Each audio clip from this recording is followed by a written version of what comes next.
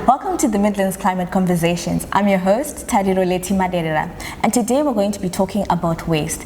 My guest is Charlene Muguti, and she is the director of Mckingtorch Zimbabwe. She's also a Yali alumni.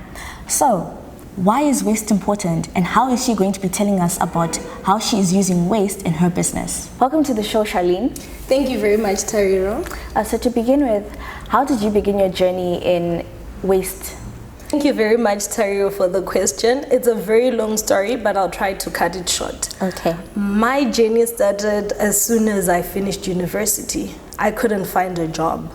I saw kids playing at an unauthorized dump site, and one got hurt from the bottles that were on the unauthorized dump site. Was it serious, the injury? Yes, it was. We had to take the little boy to the clinic. Okay. He got tetanus shots and so on. So when I got back home the next day, it was now a different story. I stopped being depressed looking for a job. I started looking for a solution on how we can remove these unauthorized dump sites. I did speak to a few of my friends, my cousins, and then we cleaned this unauthorized dump site.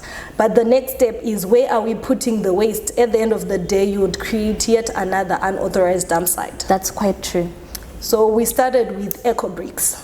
All right. But they are quite painful to make, because you take the plastic bottles and you fill it with all the waste that you find, and you make sure you compact so that there is no other movement within. So we now started looking for other solutions for us to be sustainable. So when did your journey start?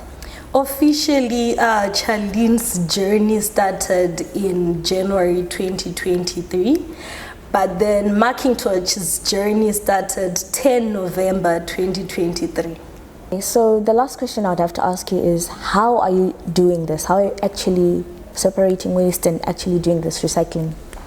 Okay, I will start with the support that I have from local businesses. Okay. I do have few businesses that give me plastic bottles that they use for water and juice within the organization. So I collect every Tuesday from the Gweri CBD. So with that plastic waste, we use it to make furniture, and then we have plastic bags. That's support that I'm getting from households. Okay. Can I actually ask, which businesses, are these SMEs or are they big businesses? It's a mixture of SMEs and big businesses, because you would see that the waste conversation is a conversation that most organizations want to be part of, especially when it comes to environmental awareness. So the support is coming from both SMEs and even micro businesses, because if you go to the market, they do come with their organic waste. So from micro SMEs and big businesses, they are also part of this journey. Okay. Why are you still passionate about this? Why are you still doing this? Why am I still doing it? I think I fell in love with picking up waste.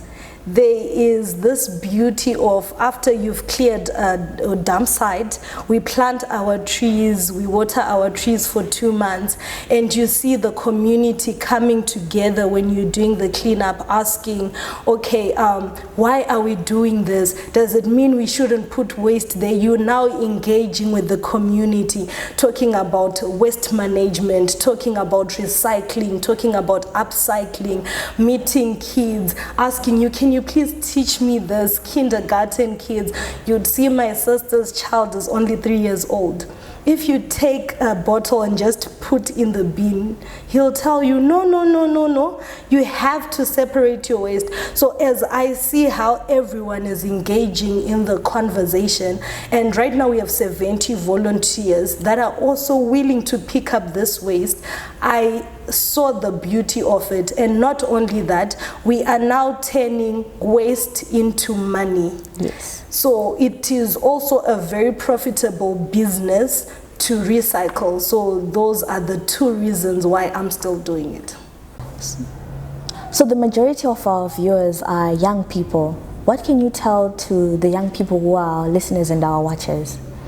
Okay, when it comes to young people, it's actually my favorite group of people. What I can say to them is there's money in waste. Because even if you're not upcycling, even if you're not recycling, you can actually sell your waste and make money out of it. So if you can't get a job, try to be a waste picker. You'd be shocked that there's money in picking waste. Yeah, the unfortunate thing is that there's a sort of a stigma related to waste picking. What do you have to say about that?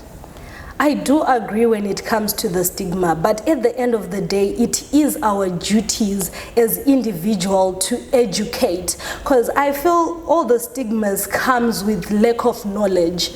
If we have these conversations more, we create awareness, we talk about it, you'd actually realize that people would want to engage. When I started selling shoes, we started with this survey where we would just put the shoes and sell without telling people what they are. We sold 10 within an hour.